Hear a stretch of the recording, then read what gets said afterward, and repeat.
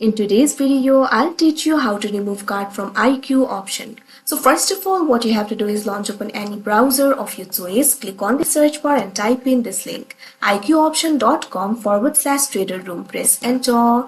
Now after you do that, you'll be led to the official website of IQ option. Make sure you're logged into your account. So if you want to remove a card from IQ option, what you can do is simply unlink the card during a deposit. For that, what you have to do is initiate a new deposit. Simply click on the deposit option that you can see at the top of your screen. Now after you do that, you'll be able to find two options over here, practice account, real account. Simply select the option for real account and click on this option, top up your account.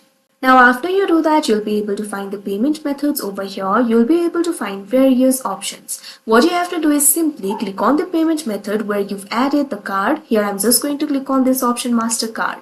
Now after you do that, you'll have to select the currency, click on the currency of your choice and click on the next option that you can see on the screen. Now you'll be able to proceed to deposit. What you have to do is simply scroll down. Now right over here, you'll be able to find the option for payment details. So if you've linked or saved any card over here, you'll be able to see that particular card details. What you can do is simply click on the option unlink card that you'll be able to see right next to the card that you've added. After you do that, the card will be unlinked. Right now, I do not have any cards saved, so I'll not be able to show you the process, but you'll basically have to unlink the card by simply clicking on the option unlink card. After that, the card will be unlinked. So that is how you remove card from IQ option. I hope you found this video helpful. Thank you for watching.